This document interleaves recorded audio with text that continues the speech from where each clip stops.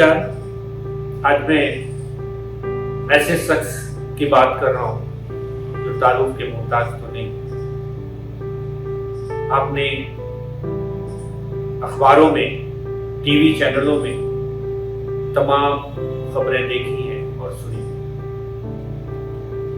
आपने कई तरीके से लोगों ने लिखा भी है और दिखाया भी है, लेकिन हर इंसान पूरी तरीके से जानता नहीं कि असल जिंदगी कैसी है। और मैं भी पूरी तरीके से बता नहीं सकता, लेकिन इतना जरूर बता सकता हूं कि वो अपनी ज़ाती जिंदगी कैसे जीते थे और उनकी फिक्र क्या थी। क्योंकि मेरा भी साबका था और मैंने भी उनके साथ वक्त गुजारे हैं, और आज तक मैंने ऐसा इंसान नहीं देखा जिसकी सोच आज के दौर में ऐसी, जिन्होंने अपनी पूरी जिंदगी समाज के लोगों के लिए समर्पित कर दिया, लोगों के लिए जिंदा रहा हो, जिसकी फिक्र जिंदा थी। वो हमेशा लोगों के लिए परेशान रहते थे। उनके अंदर कभी यह ख्याल नहीं था कि मुझे कोई क्या कहता है, इसकी बात की फिक्र नहीं करते। जब तक वो बाहयात थे, लोग उन्हें समझ नहीं पाए। आज वो हमारे बीच नहीं है, तो आज हम उनकी चर्चा करें। लेकिन इंसान की जिंदगी जब रहती है तो हम उस इंसान की कभी कदर नहीं करते। जाने के बाद हमें उसकी हर बात याद आती है, हर वो काम याद आता है जिसके लिए वो फिक्र करता है। हमने बहुत से हमारे सामने ऐसे वाक़े थे जो मेरी निगाहों से गुजरे हुए, जो मैंने देखा है, महसूस किया है। वो अक्सर लोगों की फिक्र करते थे, अपनी फिक्र नहीं करते। उन्होंने कभी भी अपनी पूरी जिंदगी में अपनी फैमिली के, अपने परिवार के बारे में नहीं सोचा, क्योंकि उनका यकीन था कि बच्चे हमारे जो हैं वो अल्लाह बेहतर करेगा, अच्छा करेगा, क्योंकि उन्होंने कभी गलत नहीं किया है उनके परिवार के साथ। और ऐसा ही है कि आज परिवार में सभी लोग अपने पैरों पे खड़े, मुहताज नहीं। लेकिन जिस इंसान ने पूरी जिंदगी कौमी खिदमत के लिए गुजार दिया, जिसकी सियासी सोच, सियासी पकड़ एक जमीन से थी, उस नेता को आज हमने, उस नेता के बारे में जब जिंदा थे तो हमने नहीं सोचा। उन्होंने अपनी तालीम हासिल करने के बाद सरकारी नौकरी की, लेकिन सरकारी नौकरी में हालात तो सभी जानते हैं क्या, वो गलत नहीं कर सकते थे, इसलिए नौकरी छोड़ दी। उसके बाद उन्होंने सियासी जिंदगी अपनाई और वो चादर ओढ़ लिया जो हमेशा तकलीफ देती थी। वो ऐसी चादर थी जिस चादर को लपेटने के बाद इंसान का सुकून छिन जाता है।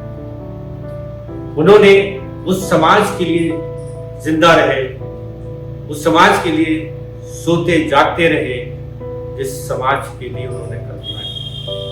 आज वो समाज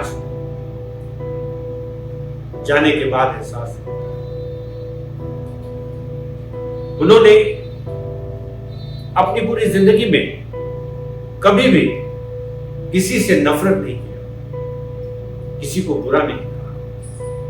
सिर्फ फिक्र एक थी कि हम कैसे अच्छा इंसान बने, कैसे लोगों को भलाई और भला कर सके, इसके बारे में सोचा। मैंने बहुत से ऐसे वाक़े देखे हैं जो मेरे नजरों से गुजरे हुए हैं, और मेरे सामने मैं जब 96 में जब पहली बार विधानसभा में दाखिल हुए और उससे पहले शपथ लेने की बात थी तो उन्होंने कहा अगर मेरा राइट है तो नागरिक भाषा उर्दू भाषा में देने, तो उन्होंने जिद कर लिया कि मैं उर्दू भाषा में शामिल। ये मतलब नहीं था कि मुस्लिम हूं इसलिए उर्दू भाषा में, ये मतलब नहीं था। जबान किसी की नहीं होती, जबान सबकी होती है। उर्दू जबान किसी मुस्लिम कम्युनिटी की नहीं है, किसी मुस्लिम की जागीर नहीं है। उर्दू जबान सबकी जबान है। उस जबान को जिंदा रखने के लिए उसकी फिक्र थी कि ये अगर उर्दू जबान खत्म होती है तो इंसान के अंदर वो सलाहियत खत्म हो जाएगी जिससे लोग मुतासिर। उर्दू जबान वो जबान है जो लोगों को तमीज और तहजीब और मिठास, सीधी जबान ऐसी है जो लोगों को अपनी तरफ खींचती है। हम अपनी बात बहुत आसानी से कह लेते हैं और लोग समझ लेते हैं, और वही जबान है अच्छी है जो लोग समझते हो और अच्छी नहीं होती। उन्होंने उर्दू जबान के लिए, उर्दू के लिए बड़ी कोशिशें की और हमेशा फिक्र रहते थे कि ये जबान अगर हमारे बीच से चली गई तो हमारी तरबियत भी चली जाएगी, हमारा वजूद भी चला जाएगा, और हम लोगों के लिए जो करना चाहते हैं, जिनके अंदर वो सलाहियत पैदा होनी चाहिए, जज्बा पैदा होना चाहिए, तो शायद जज्बा न रहा और ये जबान खत्म हो गई। अगर आपकी जबान छीन ली जाए तो आपकी कोई शख्सियत नहीं, आपका कोई वजूद नहीं है। इस फिक्र के साथ जीते थे कि अगर हमारी कोई हैसियत है, हमारा वजूद है, तो वो हमारी जबान है, जिस जबान से हम लोग मुतासिर करते हैं। किसी भी कौम को खत्म करना है तो उससे जबान छीन। बदी आजमी साहब ने जबान को जिंदा रखने के लिए लड़ाई लड़ी और शपथ ली।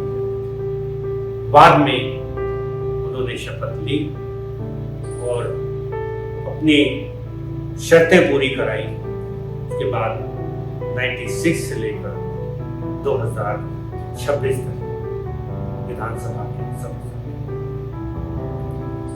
मेरा कहने का मकसद ये है कि वो एमएलए होते हुए भी, उसके बाद भी ऐशो आराम से जिंदगी नहीं जिया। हमेशा वो फिक्र करते। ईमानदारी अगर मैं बताने लगूं तो शायद लोगों को यकीन भी ना हो। जब वो अपने लोगों के साथ वही बर्ताव करते थे जो लोगों दूसरों के लिए सोचते थे, वो अपने लोगों के लिए भी करते थे। जो वसूल उन्होंने ईमानदारी का बनाया वो अपने साथ भी था और अपने बच्चों के साथ, अपने परिवार के साथ भी रखते थे। कभी उन्होंने सरकारी सुविधाओं का इस्तेमाल घर के किसी सदस्य ने नहीं और ना ही किसी को करते। उनकी जो सोच थी वो शायद हम उस सोच को समझ नहीं पाए। मैं तो ये कहता हूं कि हिंदुस्तान में ऐसी शख्सियत नहीं पैदा हुई जिसने इतनी कुर्बानियां दी हो और उसके बाद भी वो कभी इस बात के लिए फिक्र नहीं करते थे कि मेरे पास बड़ी गाड़ियां हो, बंगला हो। ऐसा कभी तस्वीर नहीं।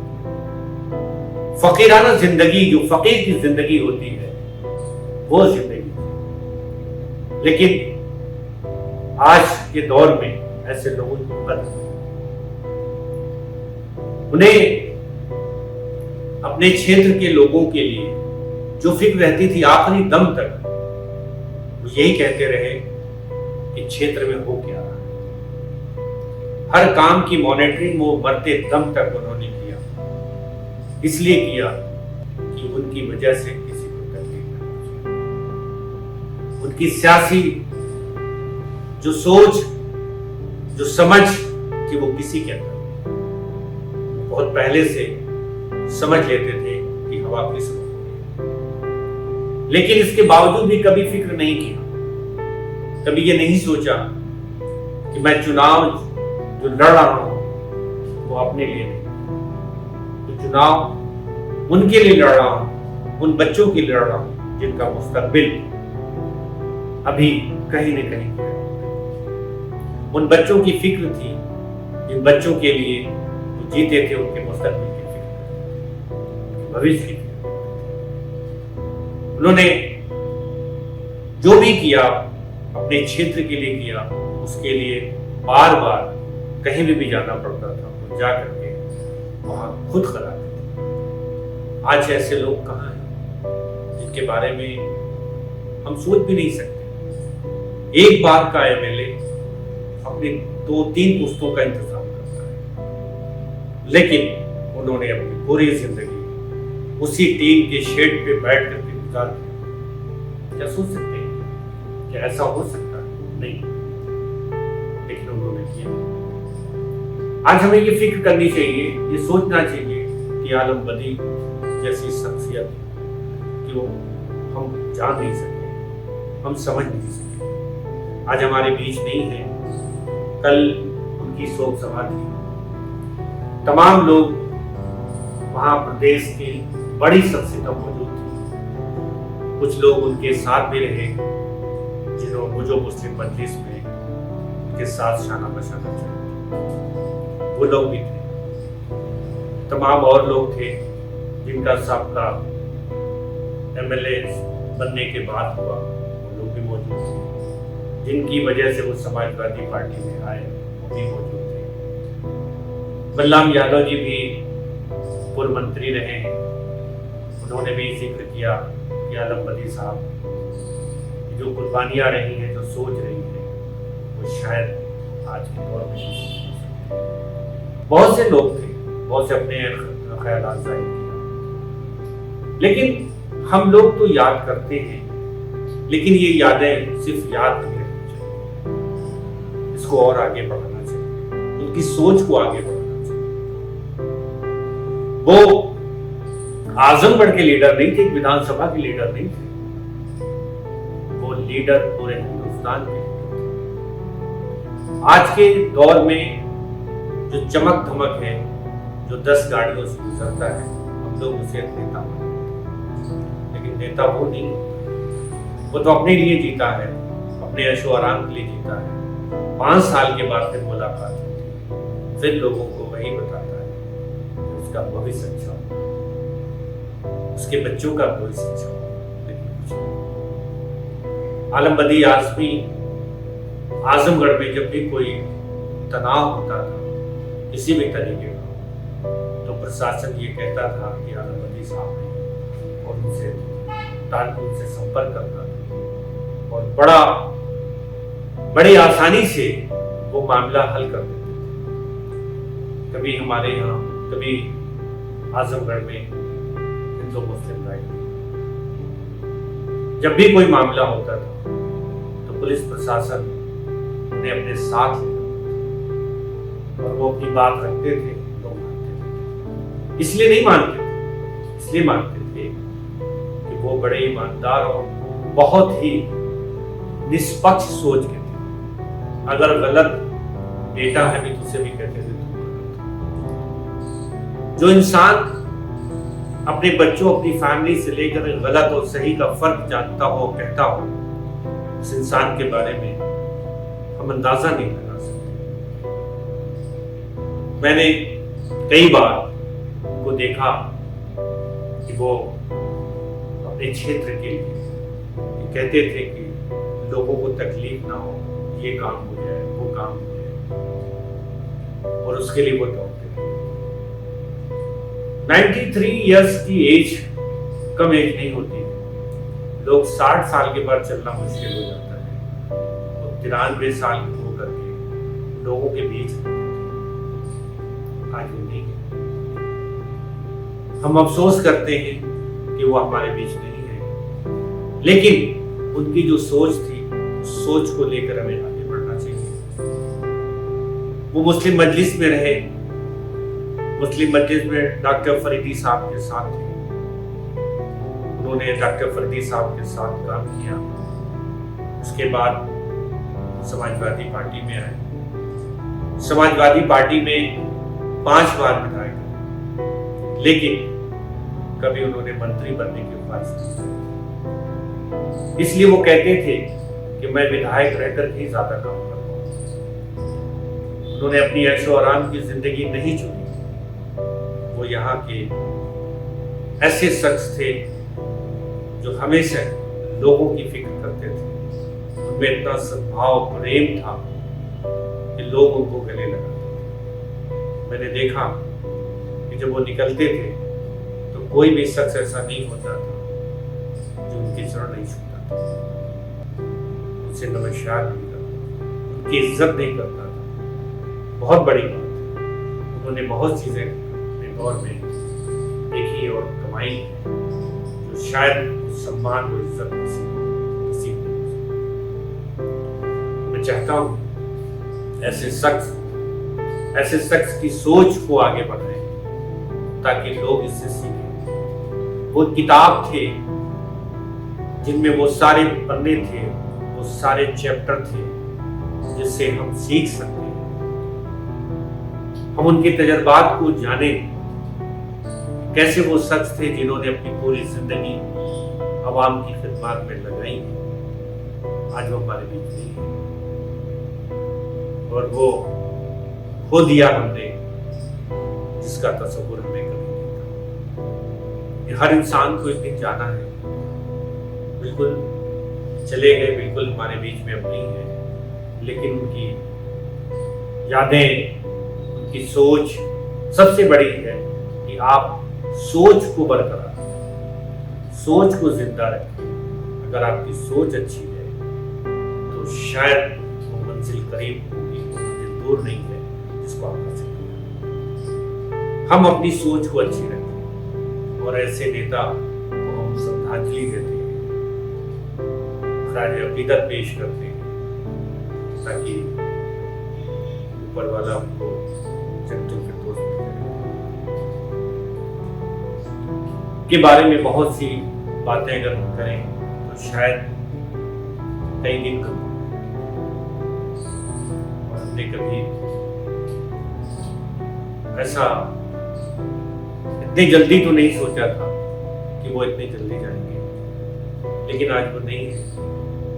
आज हम अफसोस करते हैं कि आज वो हमारे बीच है, लेकिन फिर भी हम यही उम्मीद रखते हैं लोगों से कि लोग आलम बदी आज़मी को देखें।